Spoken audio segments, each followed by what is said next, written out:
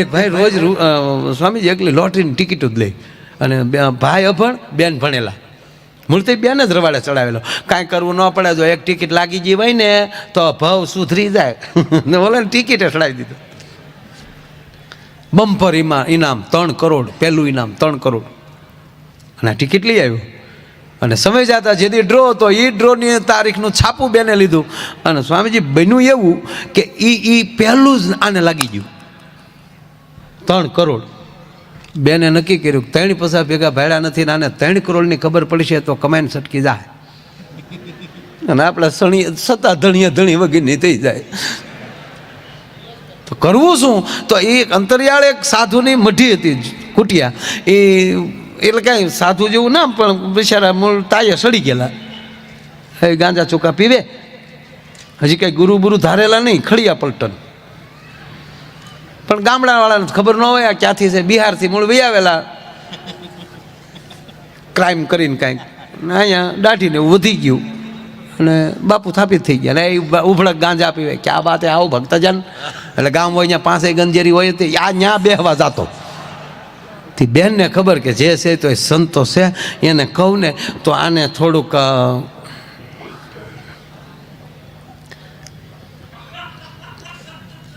બોલવા દે, પછી દાંત કાઢી. તો એ બેન ત્યાં ગઈ ને કીધું કે બાપુ પ્રણામ. પ્રણામ બેટા, ઓળખતે હો બાપુ? નહીં બેટા, હું નહીં ઓળખતો દીકરી. जो आता है ना घुघू, हाँ है ना, हमें घरवाला है.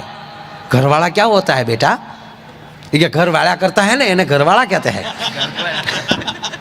कारण के घिरे वाળવા સિવાય કઈ હતું નહીં. થોડા કામ है ना એટલે આવ્યા है કે કાંઈ વાંધા નહીં બેટા, કામ ના હો તો બોલો. કે એમાં એવા है કે એમાં કામ એવા है કે हमारा जो धणी है ने એ हमारा धणी है, पर धणी है ने ये थोड़ा लुखे से,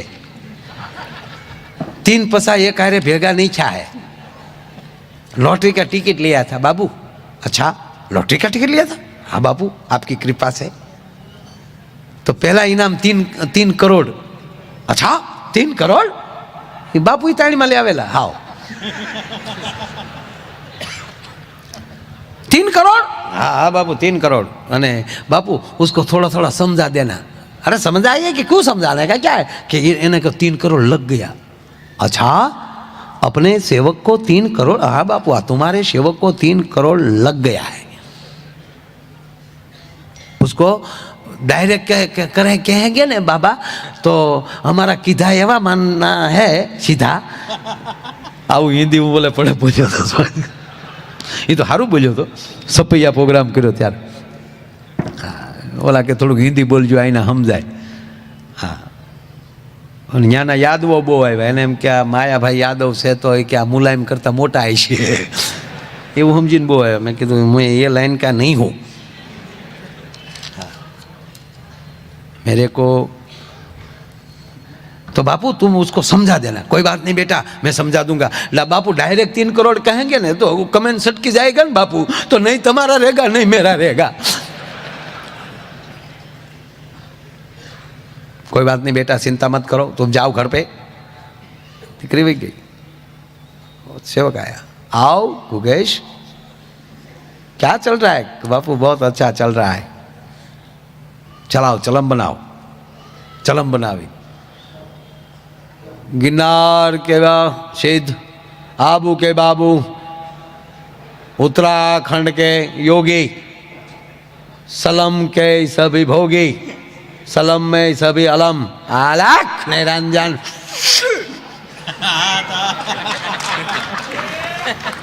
આમ હામ હામી ક્યાંય ઘડીકો. અને પછી બાપુએ ઘડીક નાખોરામાં લઈ ધવાડા કાઢ્યા.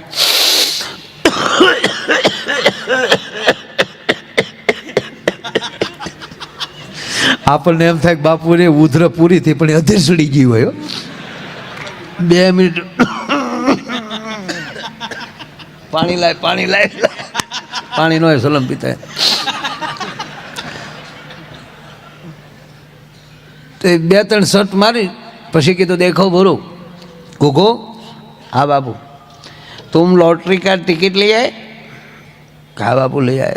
भोलेनाथ की कृपा के भाई बेटा. लॉटरी का टिकट कौन लेता है? भाग्यशाली लेता है। और सदगुरु की कृपा हो जाएगी बेटा, लॉटरी की टिकट तुझे ही लगेगी बेटा।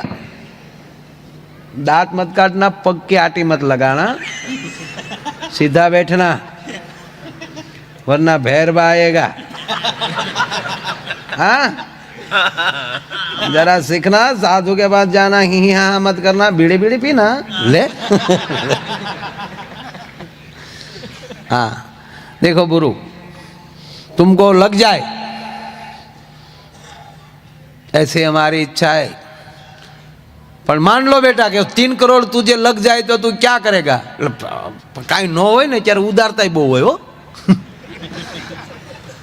बोलो के बापू कहीं थे नहीं, पर मान लो तुझे लग जाए तो तू क्या करेगा? बोलो के बापू अर्धा तमारा, ता बापू नी जटा छूटी गई, एने तो खबर ज हती लागेला छे डो 1.5 करोड़।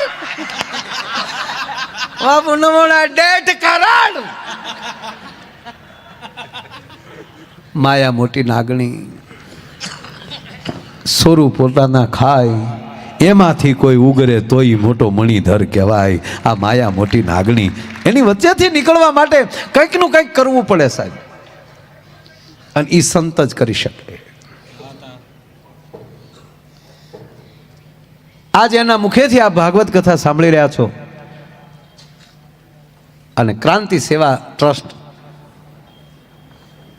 સરસ મજાની આવી એક હોસ્પિટલનું નિર્માણ જ્યારે અહીંયા થઈ રહ્યું છે,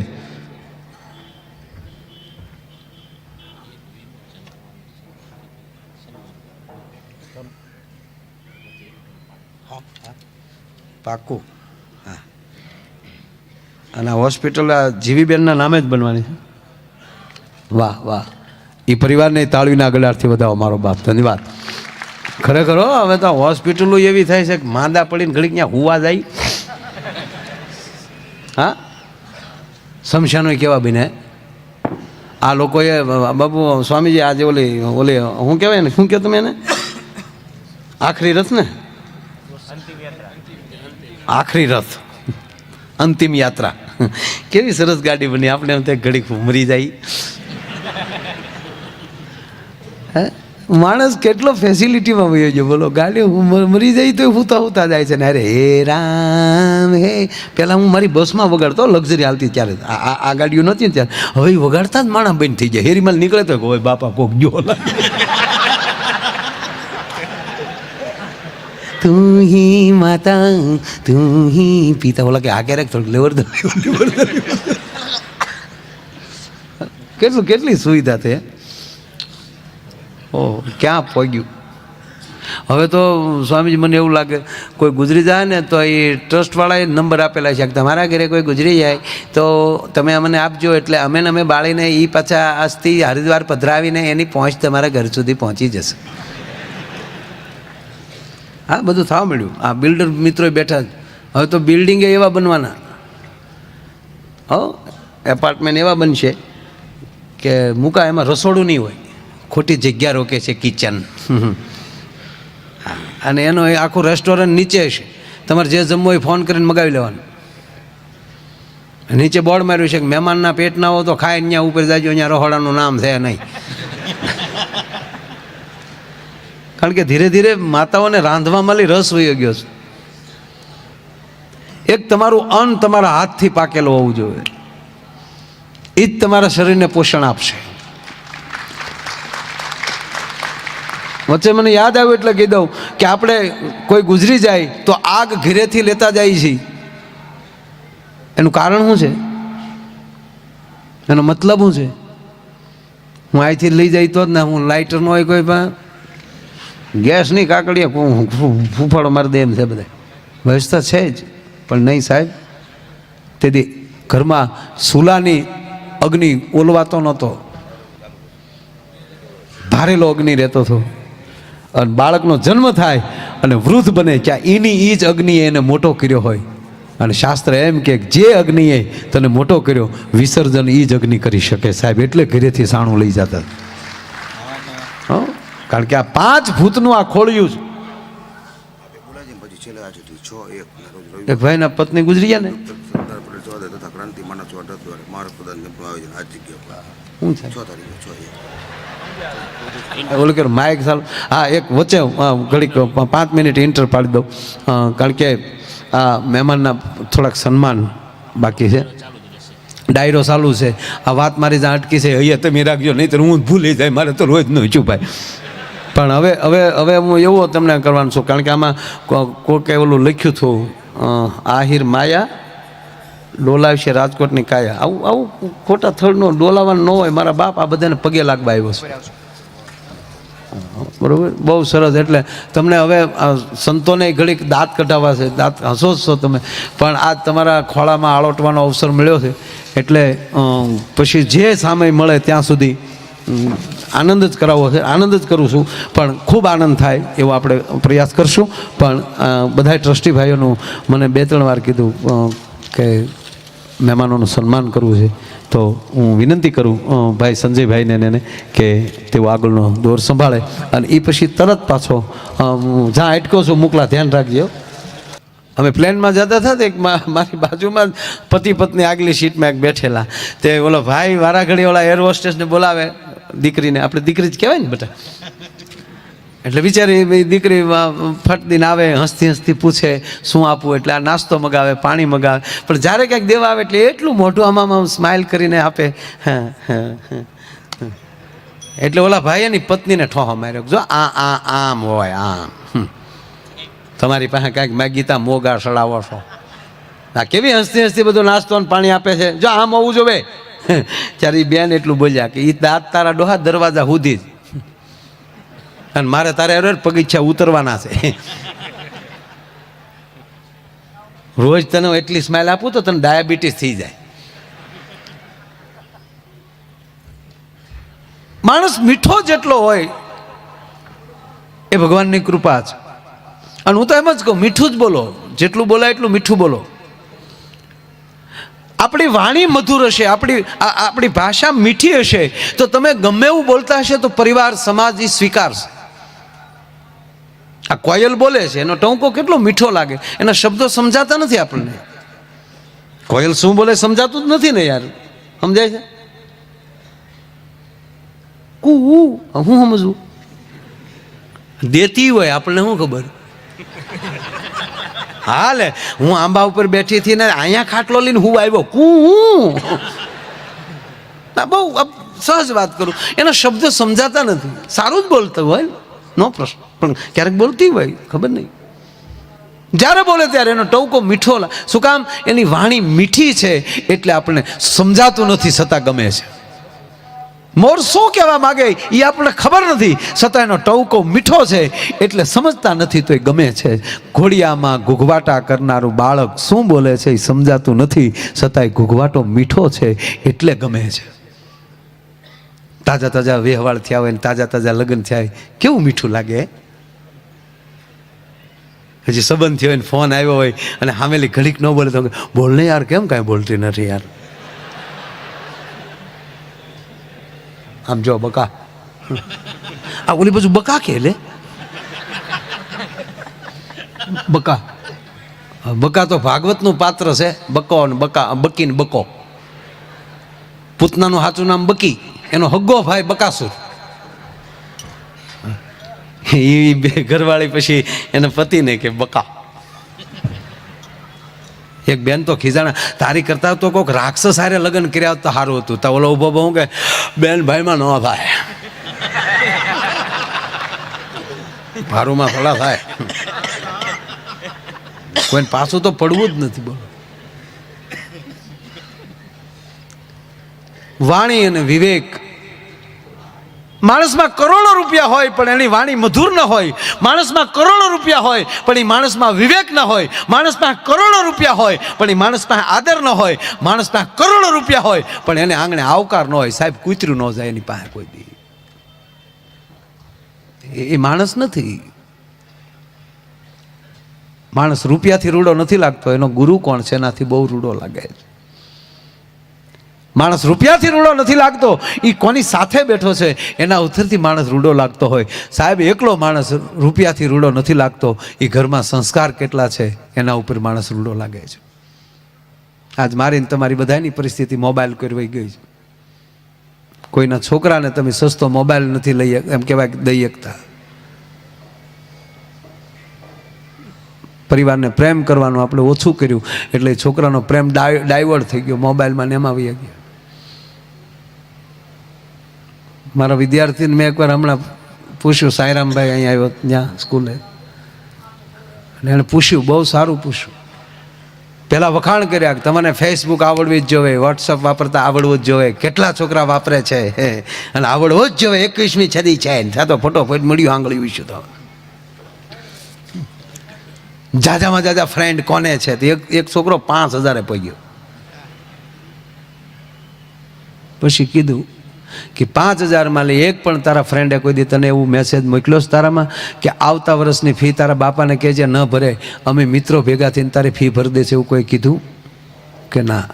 દીકરીઓને પૂછ્યું કે તમારી ફ્રેન્ડો જે બેનપણીઓ છે એમાં એક પણ બેનપણીએ કોઈ દી એવું કીધું કે તારા બાને કહેજે સવારમાં પોતું ન કરા, જેમ વહેલા અમે આવીને તારા ઘરનો કચરા પોતું કરી દેવું, કીધું કોઈ દી કે ના? તાક તો એ તમારા મિત્ર નથી, તમારો ટાઈમ બગાડે છે, તમારી ગતિને રોકવાની કોશિશ કરે છે, તમારા ધર્મને રોકવાની કોશિશ કરે છે, તમારા સંસ્કારને રોકવાની કોશિશ કરે છે. મહેરબાની કરીને અમારી બહાર આવો. આખો દિવસ. બીજી વાત, દરેક યુવાનો ભણે છે, કોલેજ કરે છે, દીકરી દીકરાઓ બધા, એને સાથી ઠોકીને કહું, ઘડીક અટકી જવું. ખરાબ વિચાર આવે ત્યારે. એક સંત બેઠેલા, રાજાએ એક એવી નૃત્યાંગનાને બોલાવી અને નૃત્યાંગના નૃત્ય કરતી હતી અને એના સદગુરુને ત્યાં બોલાવ્યા કે આપ સંગીતના જાણકાર છો, આપ બેસો. ટૂંકી વાત લઈ લઉં સાહેબ. અને એને અમુક રકમ થેલી ભરીને આપ્યા કે એવું લાગે તો આ ગાય છે ને એને આપજો, આ કલાકારને આપજો.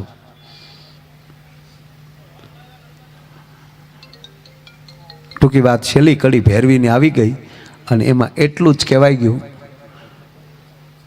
થોડી જિંદગી છે, બહુ ખર્ચી, બહુ વાપરી નાખી છે, તે હવે થોડીક વધી છે અને એને વાળી લે. ગીત બહુ મોટું છે, એમાં નથી જાત, ખાલી એનો અર્થ કહી દીધો તમને કે આવું બોલાણું એટલે સંતે આખી થેલીનો ઘા કરી અને ઊભા થઈ ગયા. થોડીક વાર થઈ, રાજાનો કુંવર મુગટ પહેરીને બેઠો હતો, રાજાનો કુંવર બાજુમાં હતો, રાજકુમાર, એણે પોતાના મુગટનો ઘા કરીને ઊભો થઈ ગયો અને બાજુમાં જેની દીકરી બેઠી હતી એ પણ ફડક કરતી ઊભી થઈ ગઈ. ત્યારે રાજા પૂછે છે કે તમે કેમ આમ ઊભા થઈ ગયા? પેલા સંતને કીધું. ત્યારે સંતે એવું કીધું કે મારે એમ હતું કે હજી 2 શિષ્યો બનાવતો જાઓ અને મારો વારસો જળવાઈ રહે અને રાજા પાસેથી ક્યાંક રકમ આ થેલી દેવી નથી, આ દાનમાં લઈ લઉં, પણ એમ છું બોધ ગઈને થોડી લઈને સુધારી રહે તો હવે એટલા રૂપિયામાં મારે હું માથું મારું? રાજા એ જ મારો છે તો પછી મારે ચિંતા શું છે? આજ મારો સેવક છે. દીકરીને કીધું, દીકરીએ કીધું કે તમે મારો સંબંધ નહોતા કરતા, મારી બુદ્ધિ બગડી ગઈ હતી અને અશ્વપાલના દીકરા સાથે આજે હું ભાગી જવાની હતી, પણ એમ થયું કે જિંદગીમાં થોભી જા, સવારી લે.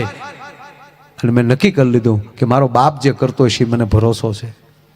એ મેં ટાળી વાળ્યું એટલે અટકી ગઈ. રાજાના કુંવરને કીધું તે મુંગટનો કેમ ઘા કર્યો? કે આજ બાપુ તમારો જ રાજ્ય વારો હતો. રાજાને કીધું ને મને ગાજ્ય નથી બેહાડતા ને, એમ હતું કે આજ રાતનો ગોબો ઉપાડ લેવો છે, એટલે કીધું કે આવો જ બાપ હોય તો આ મુંગટને મારે શું કરવો? ભલામણા જેના માવતર જ આવા હોય તો સત્તાને મારે શું કરવી? એક ક્ષણ ભરનો વિચાર છે એ માણસને યુટર્ન મરાવી દે. માછલી પાણીમાં જ રહે છે, પણ એને પાણી પીવું હોય તો એ પાણી પીવા માટે એને થોડીક પલટી ખાવી પડે, અને એ પલટી ન ખાય ને તો એ માછલી પાણીમાં હોવા છતાં તરસી મરી જાય છે. એમ જીવનમાં તે પલટી યુટર્ન નહીં આવે ને તો હું તમે સંસારમાં હોવા છતાં, સમાજમાં હોવા છતાં એકલા ખોટા મરી જાઓ. સંગ હારો કરવો. એટલે વિદ્યાર્થીને વાત કરતો હતો, કોઈ પણ વ્યક્તિ જેના એમ વાત એટલી જ છે કે એમાં ભાવ કેટલો છે, સ્નેહ કેટલો છે. એટલે મને ગીત યાદ આવ્યું સાહેબ કે સાંભળ સૈયર રાજ એ રસિક દિલની એ વાત જો સાંભળ સૈયાર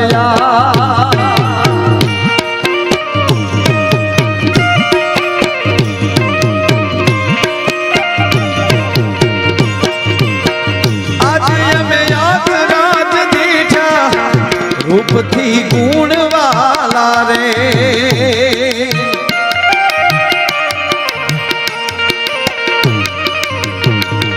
એ આજ અમે રાજ દીજા રૂપથી ગુણવાલા રે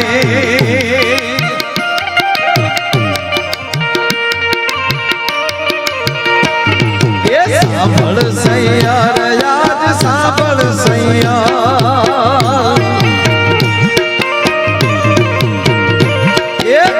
સાંભળ સૈયાર આજ રસિક દિલની વાત જો સાંભળ સૈયાર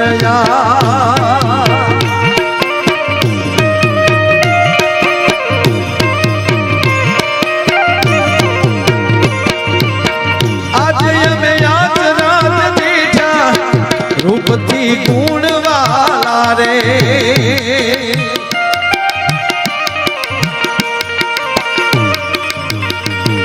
એ આજ અમે આજ રાત દીઠા રૂપથી ગુણવાલા રે ગુણવાલા રે ગુણવાલા સાંભળ સૈયર આજ રસિક દિલની વાત જો આજ અમે અચરજ દીઠા રૂપથી ગુણવાલા માણસમાં વાત એટલી છે ગુણથી વખણાય છે